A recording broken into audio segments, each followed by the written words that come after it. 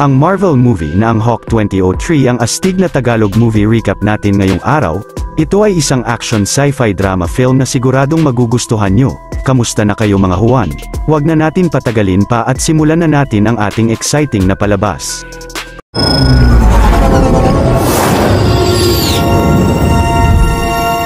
Ang genetic researcher na si David Banner na nagtatrabaho sa isang desert base ng militar ay sinusubukan na palakasin ang DNA at immune system ng tao sa pagkuha niya ng mga DNA sample sa iba't ibang klase ng mga hayop upang pag-eksperimentuhan ang mga ito at makalikha ng serum.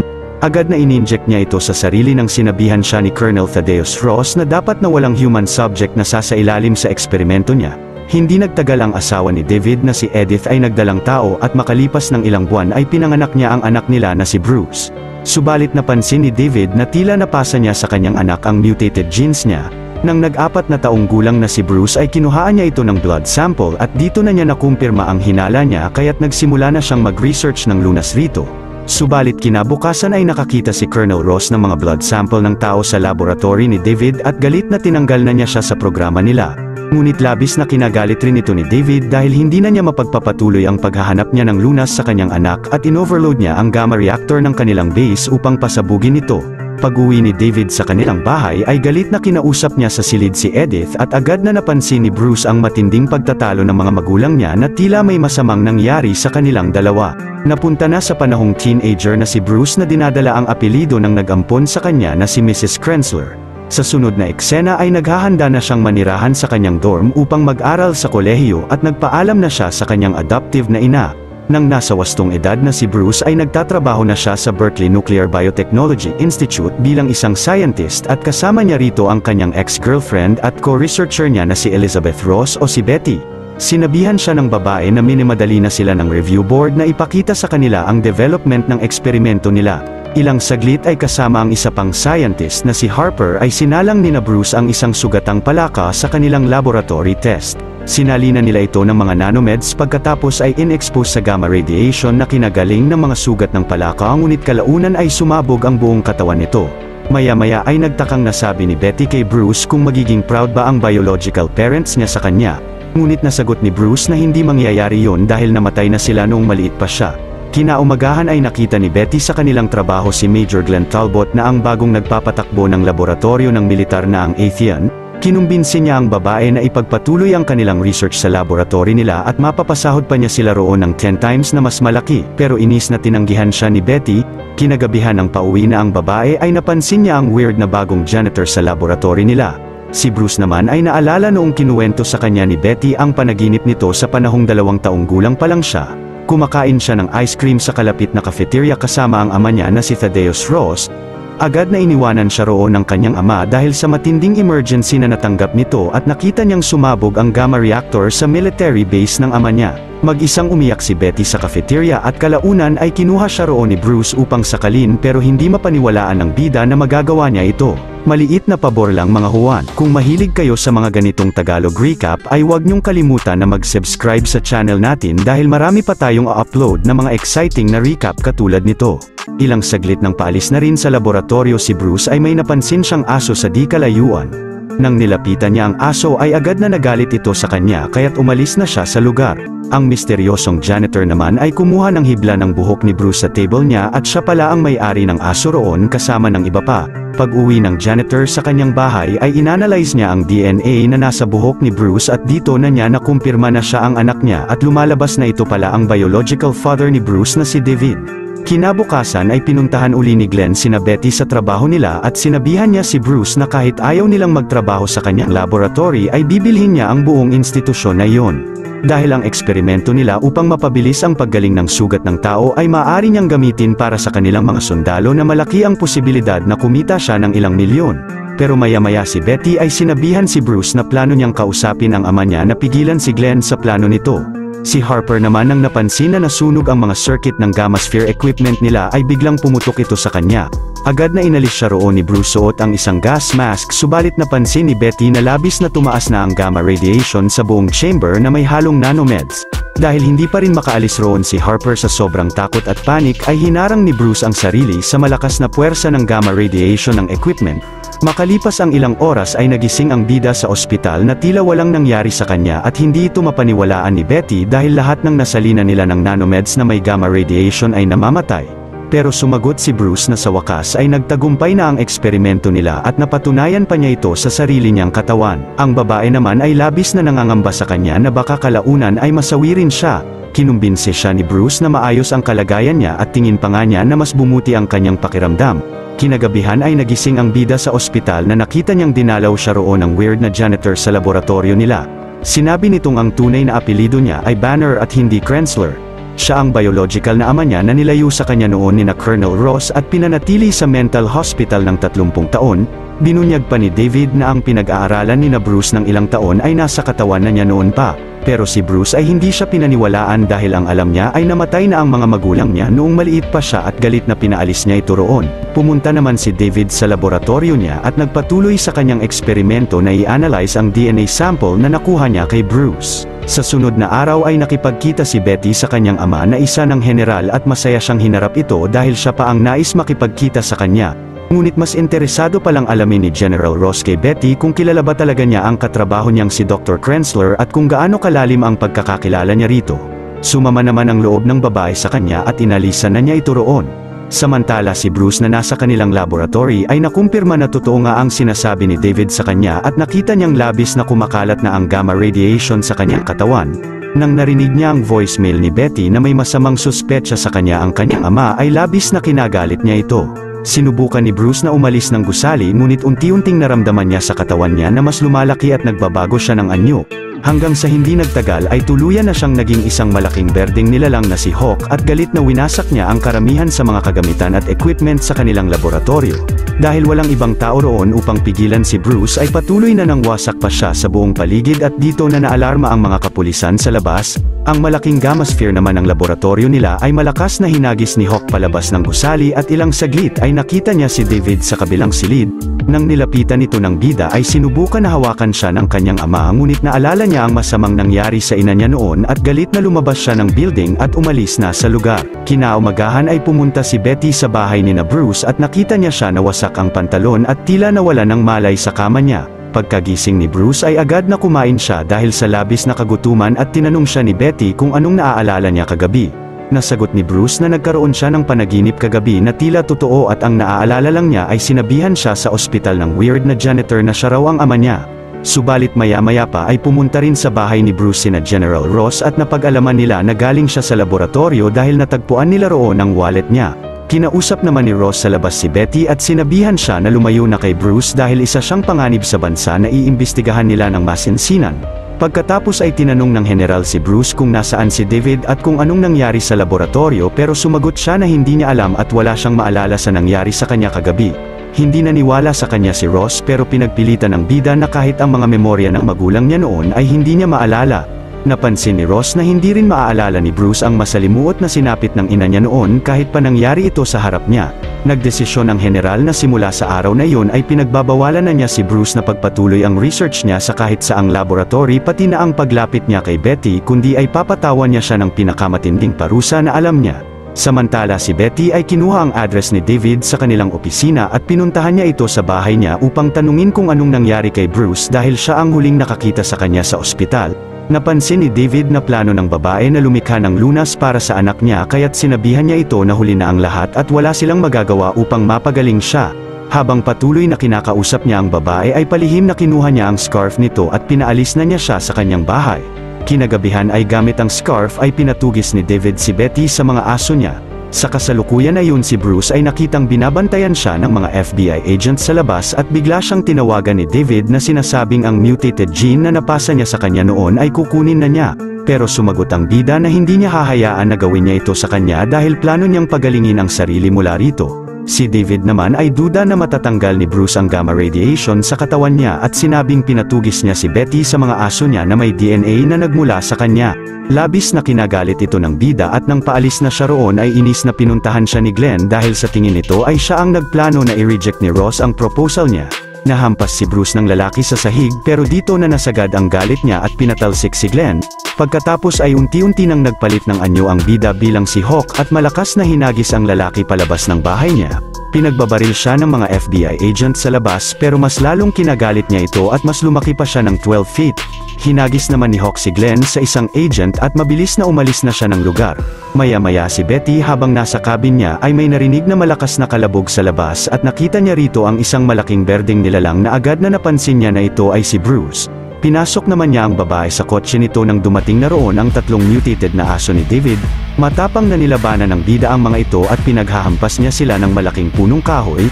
Sabay-sabay na pinagkakagat siya ng tatlong mga aso pero nagawa niyang mapaguntog ang dalawa sa kanila. Napunta sila sa taas ng isang malaking puno ngunit kalaunan ay bumagsak silang lahat roon. Ilang saglit ay nagawa ng pabagsakin ni Hawk ang isang aso ngunit ang poodle ay inatake si Betty sa kotse niya at mabilis na hinagis ito ng malakas ng bida. Pagkatapos ay napatumba na rin niya ang huling mutated na aso ni David. Kalaunan ay bumalik na sa normal na anyo si Bruce at pinuntahan niya sa kotse si Betty ngunit nawalan uli siya ng kontrol at sasekalin na ang babae pero agad na napigilan niya ang sarili. Pinasok si Bruce ni Betty sa cabin nito at nasabi niya sa kanya na ang pag-expose niya nakaraan sa matinding gamma radiation ang nag-trigger ng halimaw sa kanyang katawan. Sinadyang pasugudin ng ama niya kay Betty ang mga aso niya upang magpalit siya ng anyo ngunit hindi niya malaman kung bakit. Kinaumagahan ay dahil sa labis na takot ay sinabi ng babae sa kanyang ama na nasa bahay niya si Bruce. Pagkatapos ay pinaliwanag niya sa bida na sa tingin niya ay ang nanomeds sa kanyang katawan ang dahilan kung bakit madalas na hindi niya naaalala ang mga nangyari sa kanya kahit pa noong bata pa siya. Kalaunan ay may narinig na kalabog sa labas si Bruce ngunit mabilis na nabaril siya ng pangparalisa ng mga tauhan ni General Ross. Maya-maya ay sinakay ang bida sa helicopter ng mga militar upang ipunta siya sa kanilang napakalaking sikretong underground base na nasa ibabaw ng dating desert base ni Ross at dito nila siya pinanatiling walang malay ng ilang araw. Si Betty naman ay pinakiusapan ng ama na tulungan nila si Bruce sa sitwasyon niya dahil niligtas siya nito nakaraan sa mga mutated na aso ni David. Ngunit ang general ay galit na tumanggi sa kanya at sinabing kapalaran na ni Bruce na sundan ang masamang nangyari sa ama niya noon. Samantala si David ay palihim na pumasok sa laboratory sa Berkeley habang ang bahay niya ay ni-raid ng mga tauhan ni General Ross. Pagkatapos ay in-expose rin niya ang sariling katawan sa matinding nanomeds at gamma radiation ng laboratorio. Ilang saglit ay napansin ni David na nagagawa na ng katawan niya na maabsorb ang kahit anong mga bagay sa paligid. Nang pinuntahan siya roon ng isang pulis ay inabsorb niya ang metal na platform sa sahig upang patumbahin ang pulis at hinampas niya rito ang isang equipment ng laboratory. Kinabukasan ay nilabas at nilakad ni Betty si Bruce sa labas ng base habang binabantayan sila ng mga sundalo sa di kalayuan. Pumunta sila sa dating bahay ni Bruce at dito na niya naalala ang matinding nangyari sa mga magulang niya noon pero hindi niya sinabi ito kay Betty. Sa sunod na araw ay napansin ng babae na wala na siyang access sa chamber ni Bruce at pinaliwanag sa kanya ng ama niya na si Talbot ang nagdesisyon nito dahil siya na ang namamahala ng buong Atheon base. Pagkatapos ay sinabihan niya ang babae na umalis na roon at umuwi na sa bahay niya sa Berkeley. Sa sunod na eksena si Glenn na nagtamo ng matinding injury nakaraan ay sinabi kay Bruce na kapag nagpalit uli siya ng anyo ay plano niyang kumuha ng tissue sample niya upang i-analyze ito at kumita ng milyon mula rito. Agad na kinuryente niya ang bida ng kanyang stun stick ng maraming beses pero nagawa na niyang kontrolin ang galit niya. Patuloy pa rin na kinuryente ni Glenn si Bruce at nang napansin niyang hindi siya nagpalit ng anyo ay sinuntok niya ito ng malakas upang makatulog. Sa kasalukuyan na yun pag-uwi ni Betty sa kanilang bahay sa Berkeley ay hinihintay na pala siya roon ni David. Sinabi nito na pag sumuko siya kay General Ross ay nais niyang makita muna si Bruce sa huling pagkakataon. Sumagot ang babae na wala na sa kontrol ng ama niya ang sitwasyon ni Bruce at lahat ng nangyari sa kanya ay kasalanan ni David. Nasabi ng matanda na hindi niya intensyon na makuha ni Bruce ang mutated genes niya at sinubukan niyang lumikha noon ng lunas para sa kanya ngunit tinanggal na siya sa programa ni Ross. Naisipan ni David na tapusin si Bruce noon at kahit palabis na nagtalo sila ni Edith sa silid nila ay pinagpilitan niya pa rin ang kanyang desisyon subalit aksidenteng nasaksak niya sa dibdib ang asawa niya. Maya-maya si Glenn ay sinalang naman ang bida sa kanilang malaking equipment at upang magpalit na siya ng anyo ay lumikha sila ng matinding bangungot sa isip niya na epektibong nagdahilan ng labis na galit niya nang naalala niya ang pagkamatay ng kanyang ina. Nagsimula ng maging berde si Bruce pero hindi makapenetrate ang equipment ni Glenn sa balat niya upang makakuha ng tissue sample dahil sa sobrang tigas ng katawan niya. Galit na nakalabas na ng water tank si Bruce bilang si Hawk at nang pinausukan siya ni Glenn ng sleeping gas ay hindi rin ito tumalab sa kanya. Agad na pinigilan siya ng mga sundalo sa daan gamit ang madikit na foam nila at pilit na kumuha pa rin ang lalaki ng sample sa kanya. Pero mas lalong kinagalit ni Hawk ito at mas lumaki pa siya ng 15 feet. Naisipan ni Glenn na tapusin na siya gamit ang kanyang grenade launcher pero bumanda lang ang bala niya kay Hawk at sumabog ito ng malakas sa kanya. Patuloy na nang wasak sa daan ng mga equipment ng base ang berdeng nilalang at si General Ross ay pinalockdown ang buong lugar. Pinagbabaril siya ng napakaraming sundalo ng general pero hindi siya tinatablan ng mga bala nila at agad na sinipa niya ang isang crate ng mga supply sa mga ito. Napagdesisyonan naman ni Ross na patayin ang lahat ng ilaw sa base at buksan ang daanan palabas para kay Hawk upang labanan nila siya sa labas. Mabilis na pinasabugan nila siya roon ng maraming beses at tumalon siya ng malakas papunta sa kalapit na disyerto. Dito naman inatake si Hawk ng ilan sa mga tangke ni na General Ross pero galit na pinabagsak niya ang isa at hinagis sa kabilang side ng disyerto. Inatake niya ang isa pang sasakyan ngunit pinasabugan siya ng isang sundalo kaya't galit na pinaghahampas niya ang tangke nito. Ang huling tangke ay binaluktot niya ang barrel upang itutok sa sundalo na nasa loob. Tumalon ng mataas paalis sa lugar si Hawk at si General Ross ay nag-request sa presidente na gamitin ang lahat ng sandata na meron sila upang pigilan ang target nila na mas makalayo pa at mas makapinsala. Agad na sumang-ayon sa kanya ang presidente at sa patuloy na pagtalon ni Hawk sa gitna ng disyerto ay hindi nagtagal ay nahabol siya ng mga Comanche helicopters ni Ross. Mabilis na tumalon siya sa isang helicopter at agad na nagawa niyang mapabagsak ito. Sabay naman na pinasabugan siya ng mga missile ng dalawa pang military aircraft pero nagawa niyang makuha ang isang missile nila at binato ang maliit na parte nito pabalik sa helicopter na kinabagsak ng sasakyan. Pagkatapos ay nagtago siya sa mabatong parte ng disyerto ngunit pinasabugan pa rin siya roon ng mga Comanche helicopters upang matabunan ng malalaking mga bato. Pero nagawang makaalis rito ni Hawk at mabilis na pumunta siya sa Berkeley upang hanapin roon si Betty. Kinontak naman ni Ross ang anak niya at nalaman niya sa kanya na nagpahuli na sa mga tauhan niya si David. Ilang saglit si Hawk ay pumunta sa taas ng San Francisco Bridge at ang ilan sa mga jet fighter ng general ay nilapitan siya rito upang pagbabarilin. Ang bida naman ay tumalon sa isang jet fighter at dito na pinag-utos ni Ross sa piloto na dalhin siya sa napakataas na altitude ng kalangitan upang i-suffocate. Dahil sa sobrang nipis ng hangin roon ay nawala ng malay si Hawk at bumagsak siya sa dagat ng San Francisco. Pagkatapos ay pinasabugan siya ng iba pang jet fighter ni General Ross habang nasa ilalim ng tubig. Si Betty naman ay pinakiusapan ng ama na pakalmahin niya si Bruce dahil mas lalo lang nila siyang pinapalakas sa mga atake nila. Maya-maya si Hawk ay naghukay sa ilalim ng mga kalsada ng downtown San Francisco at paglabas niya rito ay galit na pinabagsak niya ang ilang mga kotse sa paligid gamit ang lakas niya. Hindi nagtagal ay napalibutan na siya ng mga military aircraft ni na General Ross at babatuhin na niya sila pero nang nakita niya roon si Betty ay tinigil niya ito. Pagkatapos ay pinalibutan na si Hawk ng napakaraming mga sundalo at kapulisan ng San Francisco Police Department. Ilang saglit pa ay nilapitan na si Hawk ng babae at dito na siya dahan-dahan na bumalik sa normal na estado bilang si Bruce. Kinagabihan ay dinala ni na General Ross ang bida sa kalapit na isa pang base nila at pinaupo siya sa tapat ng kanilang electromagnetic array machine. Ilang saglit ay nilabas ng mga tauhan ng General si David sa kanyang kulungan upang sundin ang hiling niya na kausapin sa huling pagkakataon ang kanyang anak. Sinabi niya kay Bruce na nagkaroon na rin siya ng abilidad na humigop ng kahit anong enerhiya ngunit unstable pa ito kaya't pinakiusapan niya siya na ipahigop sa kanya ang kanyang kapangyarihan at magkasama nilang pababagsakin ang buong hukbo ni General Ross. Galit na hindi pumayag sa kanya ang bida at si David ay napilitan na higupin ang kuryente sa isang wire roon at nang inactivate ni na Ross ang electromagnetic machine ay nahigop niya ang power supply ng buong base pati na ang kuryente ng buong syudad at naging isang malaking nilalang siya na si Absorbing Man. Nagpalit uli ng anyo si Bruce bilang si Hawk at si David habang may kuryenteng katawan ay mabilis na nilipad ang bida papunta sa kalangitan at bumagsak sila sa kalapit na lawa. Naging bato naman ang buong katawan ni Absorbing Man at buong lakas na kinalaban siya ni Hawk hanggang sa nahagis niya ito ng malakas sa lawa. Subalit ang kalaban ay ginawang tubig ang buong pagkatao at agad na hinila niya si Hawk sa ilalim ng tubig upang dito niya siya kalabanin. Matapang na nakipagtunggali pa rin sa kanya ang bida ngunit mabilis na ginawa nitong yelo ang buong lawa. Pagkatapos ay sinimula ng higupin ni David ang kapangyarihan ni Hawk pero dahil na-realize niya na hindi nito kakayanin ang kapangyarihan niya ay agad na pinahigop niya ito sa kalaban. Ilang saglit lang ay hindi nga kinaya ni Absorbing Man ang napakalakas na gamma energy mula kay Hawk. Si General Ross naman ay pinag-utos sa mga tauhan niya na pasabugan ang dalawa ng kanilang gamma charge, pero maya-maya ay makikitang nakasurvive rito si Bruce. Pagkalipas ng isang taon, si Ross ay tinawagan ang anak niya at sinabing kahit pa alam nilang malaki ang posibilidad na namatay si Bruce sa pagsabog, ay pinakiusapan niya ito na sabihan siya na kung sakaling nakasurvive nga ang lalaki sa pagsabog at subukan siyang kontakin ay sabihin niya ito sa kanya. Sumagot si Betty na kahit pa ayaw niya ay may mga nakatanim na recorder sa mga cellphone at computer niya dahil nasa ilalim siya ng surveillance nila. Sa huling eksena sa kagubatan ng South America ay makikita si Bruce na ginagamot ang mga may sakit. Nang pumunta sa lugar ang isang grupo ng mga rebelde upang puwersahang kunin ang mga gamot nila, ay niligtas ng bida ang mga lokal roon sa pagpapalit niya ng anyo bilang si Hawk, at maririnig sa di kalayuan ang malakas na sigaw niya.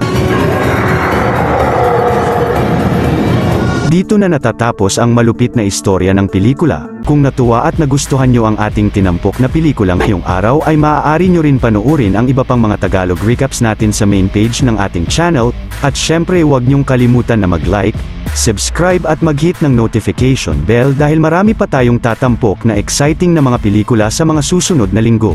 See you on the next one, mga Juan. You're still here. It's over. Go home.